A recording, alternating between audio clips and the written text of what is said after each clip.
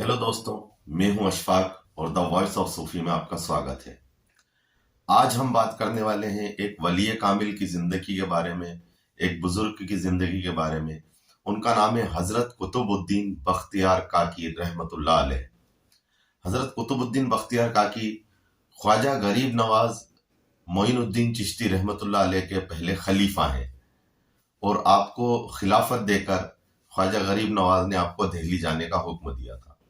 और आज भी आपका जो मज़ार है हज़रत कुतुबुद्दीन बख्तियार काकी रहमतुल्लाह अलैह का मज़ार दिल्ली के मेहरौली इलाका में आपका मज़ार आज भी मौजूद है।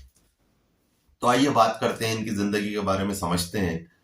सबसे पहले हम देख लेते हैं कि आपका जो नाम है, मुकम्मल नाम। वलियों के बारे में ये होता है कि उनका कोई नाम ऐसा होता है जो फेमस हो जाता है कि इस नाम से दुनिया आपको जानती है, और जो कंप्लीट नाम होता है वो कुछ और होता है। तो आइए हम लोग नाम से शुरुआत करते हैं।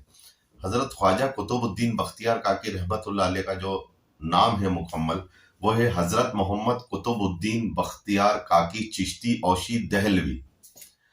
अब इसमें जो है हजरत मोहम्मद, आपका जो मोहम्मद है वो आपका रियल नेम है, आपका रियल नेम मोहम्मद है।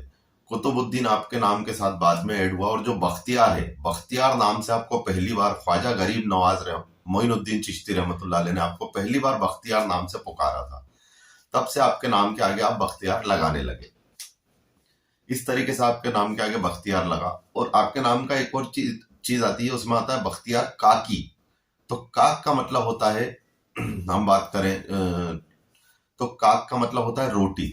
तो आपकी कुछ करामात ऐसी हैं जिनमें रोटी का जिक्र आता है कि आपने जो है रोटी को जो है लोगों तक पहुंचाई, और किसी करामाती तरीके से आपने जो है गैब से लोगों के लिए ग़िज़ा मंगाई। तो तब से उन करामात की वजह से आपके नाम के आगे काकी लगने लगा, मतलब रोटी वाला, जिसने लोगों को के लिए खाने का इंतजाम किया हो। तब से आपके नाम के आगे काकी लगने लगा। इस एक और शब्द आपके नाम के साथ लगता है, चिश्ती। ये चिश्ती नाम आपके सिलसिले से लगा हुआ है। चिश्तिया सिलसिले के आप बुजुर्ग हैं। चिश्तिया सिलसिला जो हिंदुस्तान में सबसे ज्यादा जो फेमस हुआ, वो ख्वाजा गरीब नवाज मोइनुद्दीन चिश्ती रहमतुल्लाह अलैह के नाम से ये चिश्तिया सिलसिला हिंदुस्तान में फेमस हुआ। और चिश्तिया सिलसिले के जो बानी है, वो कहाँ से चिश्तिया सिलसिला शुरू हुआ, उस पर हम लोग ऑलरेडी एक वीडियो बना चुके हैं। तो वो वीडियो आप देख सकते हैं, हम लोग नीचे उसकी लिंक शेयर कर देंगे डिस्क्रिप्शन में। तो चिश्तिया सिलसिला किस तरीके से जो है अस्तित्व में आया और किस तरीके से चल के हिंदुस्तान आया, हजरत ख्वाजा उस्मान हारवनी से चलते हुए मोइनुद्दीन चिश्ती के बाद हजरत कुतुबुद्दीन बख्तियार काकी चिश्ती रहमतुल्लाह अलैह तक ये सिलसिला किस तरीके से आया, तो उस वीडियो में पूरी आपको इन्फॉर्मेशन चिश्ती सिलसिले के बारे में मिल जाएगी। आपके नाम के साथ एक और वर्ड है चिश्ती के बाद, जैसा कि मैंने बताया, हजरत मोहम्मद कुतुबुद्दीन बख्तियार काकी चिश्ती औशी। तो ओशी जो वर्ड है, ये आपके शहर से, जहां पर आप पैदा हुए, उस शहर का नाम था ओश। और ये ओश जो शहर है, वो मौजूदा मुल्क किर्गिस्तान जो मुल्क है, किर्गिस्तान जो देश है, कजाकिस्तान के पास पड़ता है, ये किर्गिस्तान देश के में ये शहर मौजूद है। और उस देश का सबसे बड़ा शहर है ओश, और सबसे पुराना शहर भी से माना जाता है। ये शहर लगभग मैं यहाँ पर देख रहा हूँ 3000 साल पुराना ये शहर यहाँ पर बताया जाता है। तो ये ओश में आपकी पैदाइश हुई, इसलिए आपके नाम के साथ ओशी लगा। उसके बाद आपके नाम के साथ लगता है दहलवी। तो फाइनली जो है आप दिल्ली पहुंचे, वहां पर आपने जो है इस्लाम का, लोगों तक इस्लाम को पहुंचाया, इस्लाम की तबलीग की लोगों में। तो दिल्ली में ही आपने ज्यादा मतलब अपना जिंदगी का एक वक्त गुजारा, तो और दिल्ली शहर में ही आपने दुनिया से पर्दा किया। तो आपके नाम के आगे दहलवी लगाया जाता है कि दिल्ली का रहने वाला इंसान दहलवी कहलाएगा, तो इसलिए आपके नाम के आगे दहलवी लगाया। तो ये तो आपका मुकम्मल नाम हो गया। आइए हम आगे बात करते हैं आपकी पैदाइश का साल।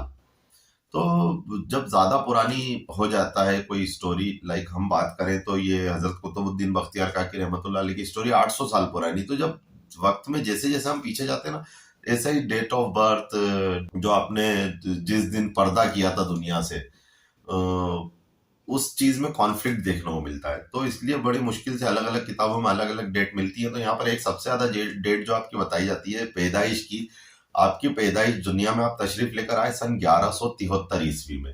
1173 ईस्वी में आप दुनिया में तशरीफ लाए और आपका जो विसाल है वो 1235 ईस्वी में हुआ। सन की मैं बात कर रहा हूँ, हिजरी की बात नहीं कर रहा हूँ, जो ये इंग्लिश कैलेंडर के अकॉर्डिंग जो सन चलते हैं उसके अकॉर्डिंग।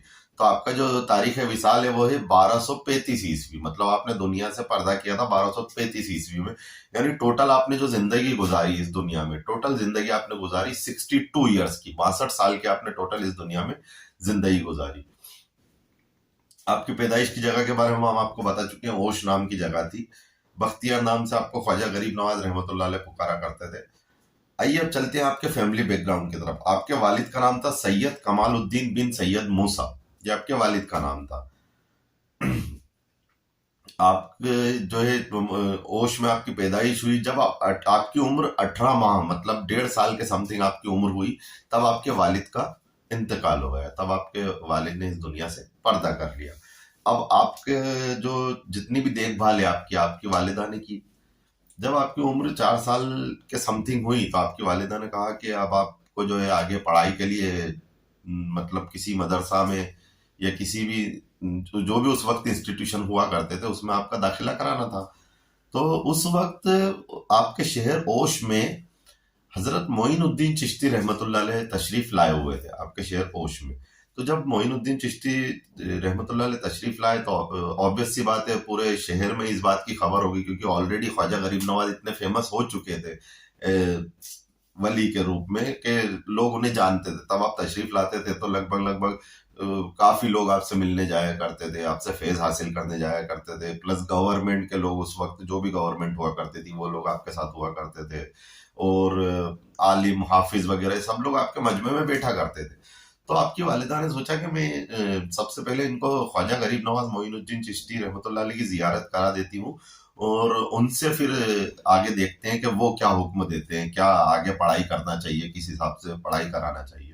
तो आप देखिए कि बचपन में ही आपकी ख्वाजा गरीब नवाज रहमतुल्लाह अलैह से मुलाकात हो गई थी। आप जो है खलीफा तो बहुत बाद में जाकर बने, इस वक्फे के तकरीबन तकरीबन 50-60 साल, कम से कम 40 से 45 साल के समथिंग बाद में आपको जो है खिलाफत मिली, लेकिन बचपन में ही हजरत मोइनुद्दीन चिश्ती रहमतुल्लाह अलैह साहब की मुलाकात हो चुकी थी। तो आपकी वालिदा ने अपने वहां भी जो भी उनके खादिम थे उनके घर में उनको हुक्म दिया कि आप ये कुतुबुद्दीन बख्तियार काकी को अपने साथ लेकर जाएं और गरीब नवाज से इनकी मुलाकात कराएं और उनसे पूछें कि इनके लिए आगे हमें किस तरीके से इनका आगे पढ़ाना चाहिए, कौन से मदरसा में दाखिला कराना चाहिए, क्या पढ़ाई इनको पढ़ाना चाहिए। तो वो खादिम हजरत कुतुबुद्दीन बख्तियार काकी उस वक्त छोटे थे, 4 साल की उम्र थी, उनको लेकर गए हजरत मोइनुद्दीन चिश्ती रहमतुल्लाह अलैह के मजमे में। वहां पर काफी मजमा लगा हुआ था, काफी लोग वहां पर बैठे हुए थे। तो खादिम ने अर्ज किया कि इनकी वालिदा चाहती हैं कि आप जो है इन्हें आगे का रास्ता बताएं कि आगे किस तरीके से इनकी जिंदगी को बनाना है। तो हजरत मोइनुद्दीन चिश्ती रहमतुल्लाह अलैह ने कुछ देर सोचा और सोचकर बोले ठहरो, अभी हजरत हमीदुद्दीन आ रहे हैं, तशरीफ ला रहे हैं, वो आकर इनकी पढ़ाई की शुरुआत कराएंगे। तो हजरत हमीदुद्दीन, ये भी अपने आप में एक करामात है। हजरत हमीदुद्दीन उस वक्त उस देश में ही मौजूद नहीं थे। हमीदुद्दीन नागौरी की बात यहाँ पर हो रही है। हजरत हमीदुद्दीन नागौरी कौन? जब हम हजरत कुतुबुद्दीन बख्तियार काकी रहमतुल्लाह अलैह के आस्थाने पर जाते हैं मजार पर, तो वहीं पर थोड़ी सी दूरी पर ऊंचाई पर हजरत हमीदुद्दीन नागौरी रहमतुल्लाह अलैह का भी मजार बना हुआ है, आपकी भी कब्र वहीं पर मौजूद है। तो हजरत हमीदुद्दीन नागौरी साहब का बहुत वक्त तक गहरा रिश्ता रहा, तो इनके बारे में हम आगे बात करेंगे, अभी आप समझ लीजिए। तो हजरत हमीदुद्दीन नागौरी उस वक्त उस देश में ही मौजूद नहीं थे, किर्गिस्तान की हम बात कर रहे हैं, ओश की, तो उस जगह पर ही मौजूद नहीं थे। लेकिन थोड़ी ही देर का वक्त गुजरा होगा, मुश्किल से 15-20 मिनट, आधा घंटा अपन ले लीजिए, इतना ही वक्त गुजरा होगा, इतने में हमीदुद्दीन नागौरी तशरीफ ले आए। हजरत मोइनुद्दीन चिश्ती रहमतुल्लाह अलैह ने कहा, हमीदुद्दीन आप इन्हें इनकी पढ़ाई की शुरुआत कराएं।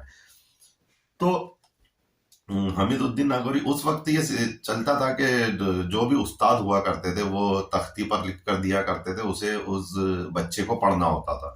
तो इस तरीके से आपकी जो है शुरुआत कराई गई। तो वहां पर हजरत हमीदुद्दीन नागौरी रहमतुल्लाह अलैह ने शुरुआत के लिए सबसे पहले जो पढ़ाया वो बिस्मिल्लाह से हम शुरू करते हैं। तो बिस्मिल्लाह आपको उन्होंने तख्ती पर लिखी और पढ़ाने लगे। उस तरीके से आपकी जो शुरुआती पढ़ाई है वो शुरू हुई। तो आपके जो सबसे पहले उस्ताद माने जाते हैं, आपके सबसे पहले उस्ताद हैं हजरत हमीदुद्दीन नागौरी। अब यहाँ पर बीच में रुककर एक और चीज बताना चाहूंगा कि जो आपके सबसे पहले उस्ताद थे, बाद में जाकर आपने ही हजरत कुतुबुद्दीन बख्तियार काकी रहमतुल्लाह अलैह की मुरीदी इख्तियार की। मतलब जो पहले उस्ताद थे वो बाद में चलकर आपके मुरीद हो गए, और बाद में हजरत कुतुबुद्दीन बख्तियार काकी ने आपको अपनी खिलाफत भी दी, मतलब आपके खलीफा बने हम हजरत हमीदुद्दीन नागौरी। और यहाँ तक कि आपकी इतनी इज्जत किया करते थे हजरत कुतुबुद्दीन बख्तियार काकी के आपके मजार के, मतलब दोनों के मजार भी पास पास बने हुए हैं, एक ही कैंपस में आपके जो है मजार बने हुए, इतनी मोहब्बत थी आपस में। तो ये सबसे पहले उस्ताद थे हजरत कुतुबुद्दीन बख्तियार काकी रहमतुल्लाह अलैह।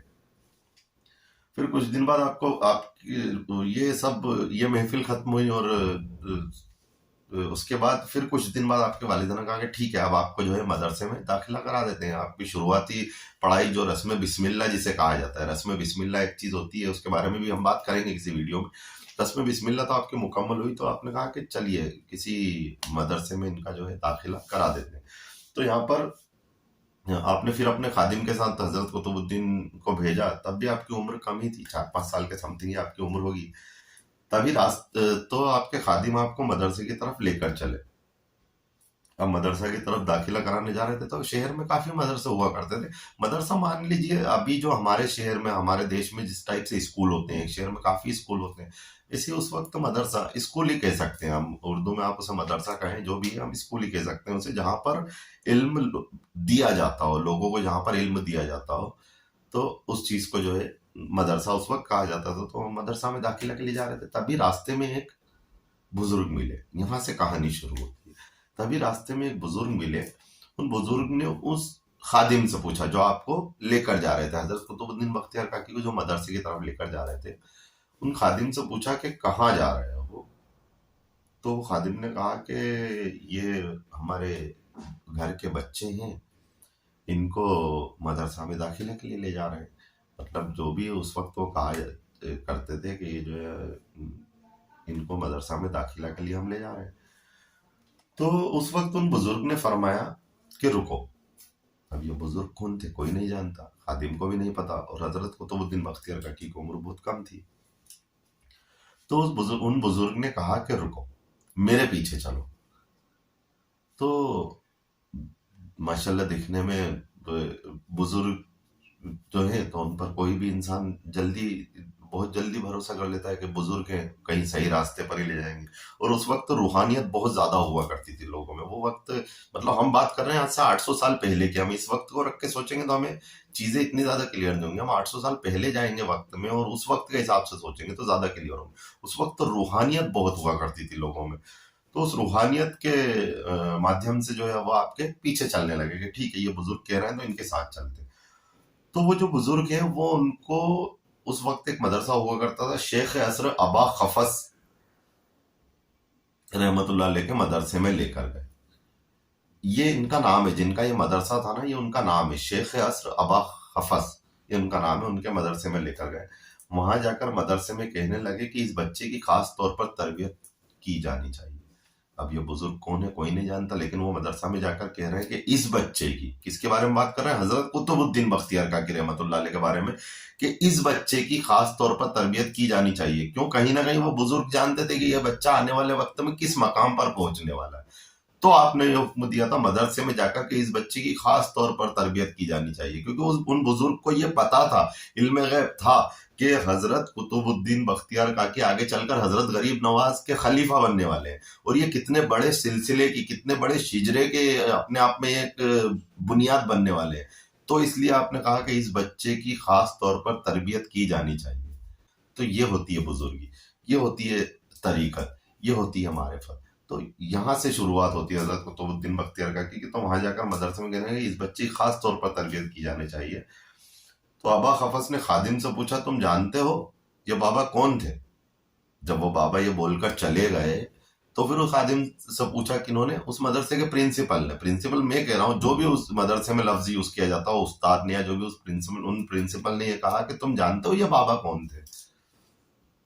तो खादिम ने फरमाया, मैं तो नहीं जानता ये बाबा कौन थे, या हमें रास्ते में मिले थे और हमसे कहा कि मेरे पीछे चलो, और हम यहाँ लेकर आ गए।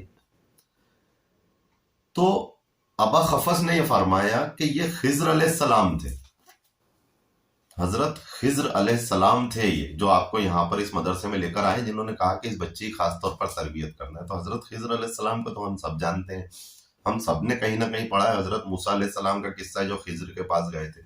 तो खिज्र अलैहिस्सलाम के बारे में ये कहा जाता है कि खिज्र अलैहिस्सलाम दुनिया में मौजूद हैं।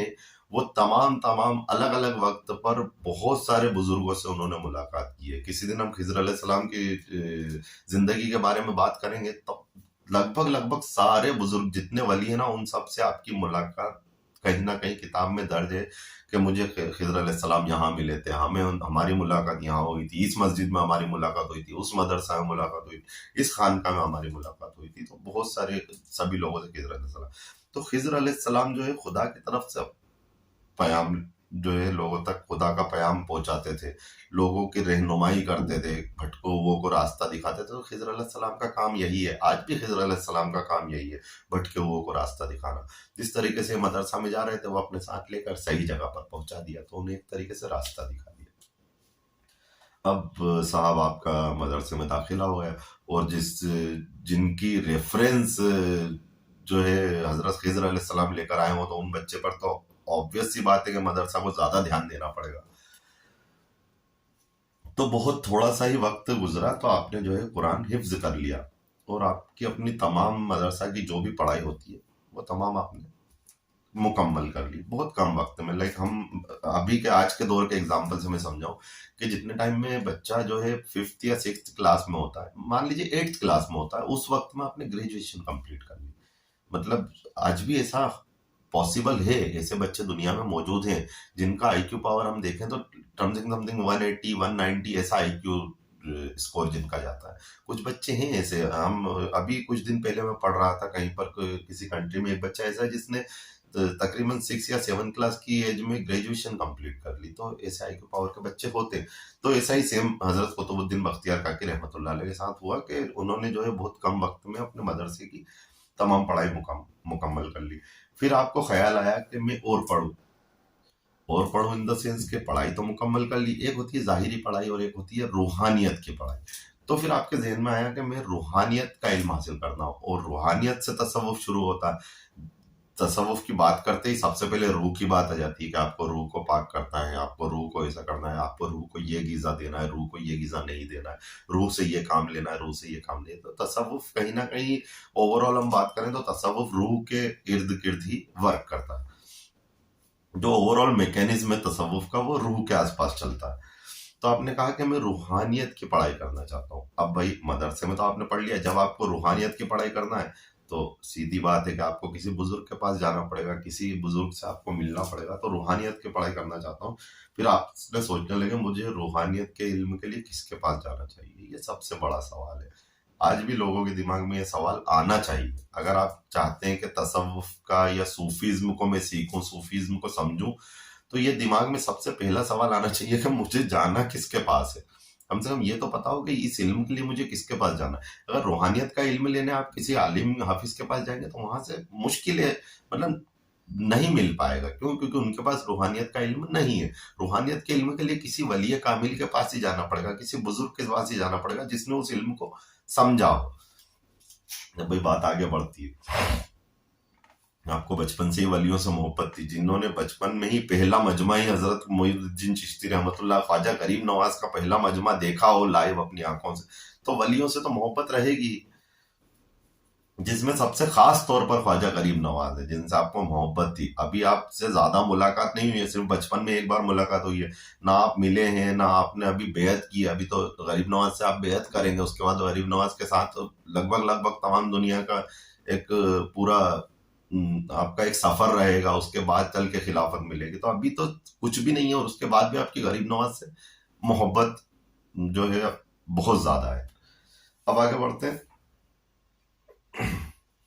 फिर आपने सोचा कि देखिए पुराना जो वक्त था ना, उसमें ये वक्त बातें चलन में थी कि कोई भी इंसान अगर सच्ची रास्ते पर चलना चाहता है, कोई भी इंसान तसव्वुफ की रास्ता अपनाना चाहता है, बुजुर्गों से मुलाकात करना चाहता है, बुजुर्गी का इल्म सीखना चाहता है, तो वो उस रास्ते पर उन्हें खिज्र अलैहिस्सलाम लेकर जाते हैं। ये बातें किसी होता है ना, किसी शहर में या किसी भी देश में कुछ बातें फेमस होती हैं कि भाई आप खिज्र से मिल लो, खिज्र अलैहिस्सलाम से मिल लो, वो आपको यहाँ पर मिलेंगे, इस जगह पर मिलेंगे, वो आपको बताएंगे कि आप आगे क्या करना है।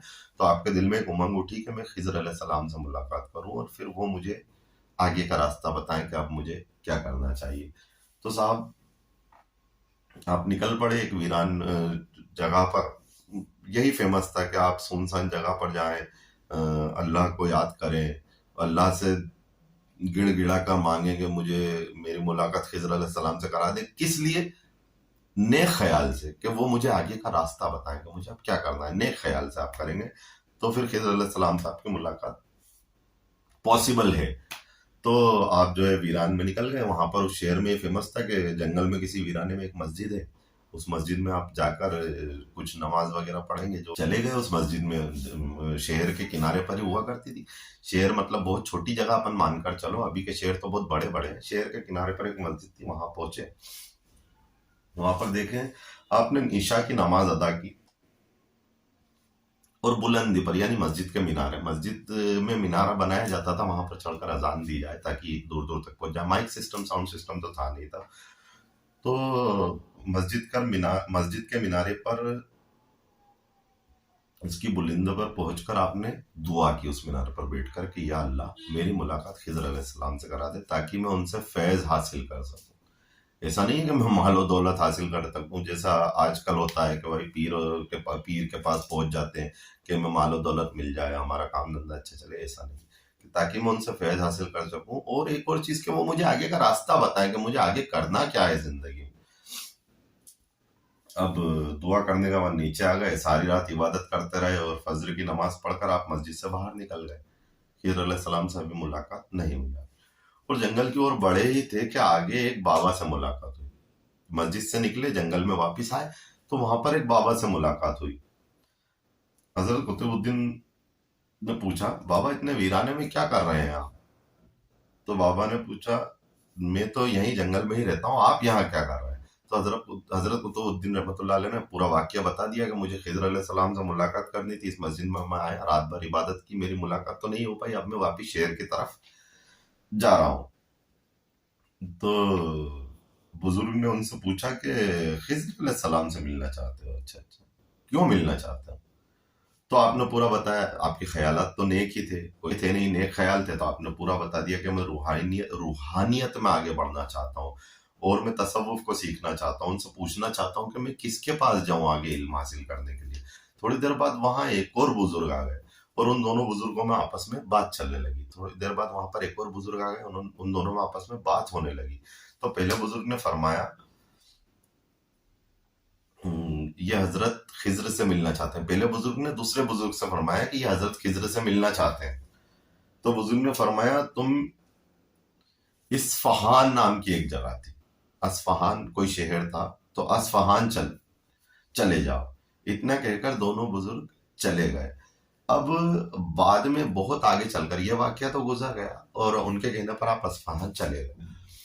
बहुत बाद में, बहुत सालों के बाद हजरत कुतुबुद्दीन रहमतुल्लाह अलैह ने फरमाया कि वो जो बुजुर्ग मुझे जंगल में मिले थे, उनमें से एक बुजुर्ग हजरत खिज़र अलैहिस्सलाम थे और एक बुजुर्ग हजरत इलियास अलैहिस्सलाम थे। कि हजरत कुतुबुद्दीन ने फरमाया कि वो दोनों बुजुर्ग वो थे जिनसे मेरी मुलाकात हो गई थी, लेकिन मुझे उस वक्त पता नहीं चला। बहुत सालों के बाद जब आपने और ज्यादा इल्म को हासिल किया और ज्यादा आप रूहानियत में गए, तो कभी ना कभी आपको इस बात का इल्म हुआ कि वो दोनों बुजुर्ग हजरत खिज्र और हजरत इलियास थे। और जैसा कि हम सुनते आए, हजरत खिज्र और हजरत इलियास अलग अलग वक्त में अलग अलग बुजुर्गों से आप मुलाकात करते हैं, आपको रास्ता बताते हैं।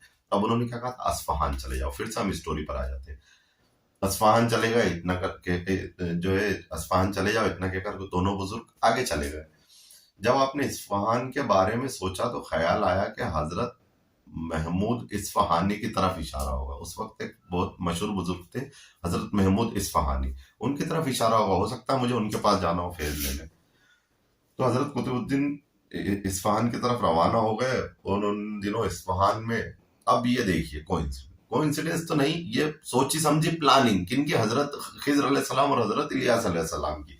क्या आपने इस्फहान भेजा, लेकिन इस्फहान से ख्वाजा गरीब नवाज का कोई ज्यादा ताल्लुक रहा नहीं है। आपका ताल्लुक जो है हिंद से रहा है, मदीना से रहा है, इधर से आपका ताल्लुक रहा है। तो इस्फहान जब गए उस वक्त कोइंसिडेंसली हजरत ख्वाजा गरीब नवाज मोइनुद्दीन चिश्ती रहमतुल्लाह अलैह इस्फहान में मौजूद थे। उस वक्त आप जो है इस्फहान आए हुए थे। वलियों का ये तरीका था कि वली अलग अलग शहर में जो है जाया करते थे। मतलब लगभग लगभग कुछ वली तो ऐसे, कुछ बुजुर्ग तो ऐसे हुए हैं कि जिन्होंने पूरी दुनिया का दौरा किया है, पूरी दुनिया में जाके लोगों से मिले हैं और वहां जो है लोगों में फैज बांट करा है। तो उस वक्त इस्फहान में हजरत ख्वाजा मोइनुद्दीन चिश्ती रहमतुल्लाह अलैह यानी गरीब नवाज तशरीफ लाए हुए थे। हजरत कुतुबुद्दीन जब एक महफिल में दाखिल हुए तो देखा कि गरीब नवाज वहां पर मौजूद है।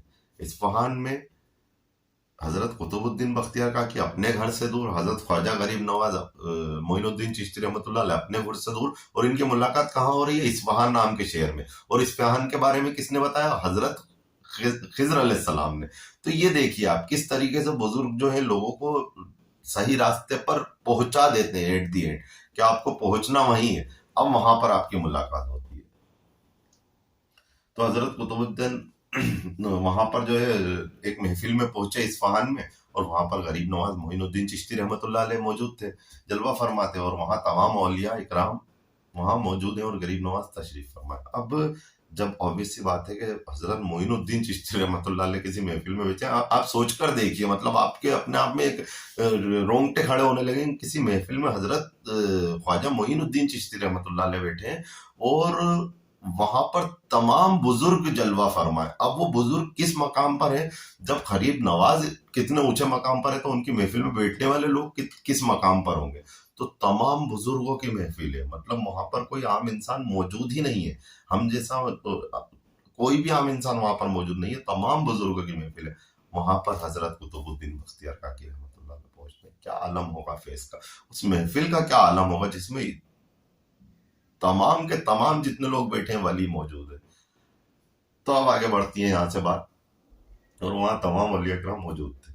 जैसे ही हजरत कुतुबुद्दीन महफिल में दाखिल हुए, गरीब नवाज ने अपनी चादर निकालकर हजरत कुतुबुद्दीन बख्तियार काकी पर डाल दी।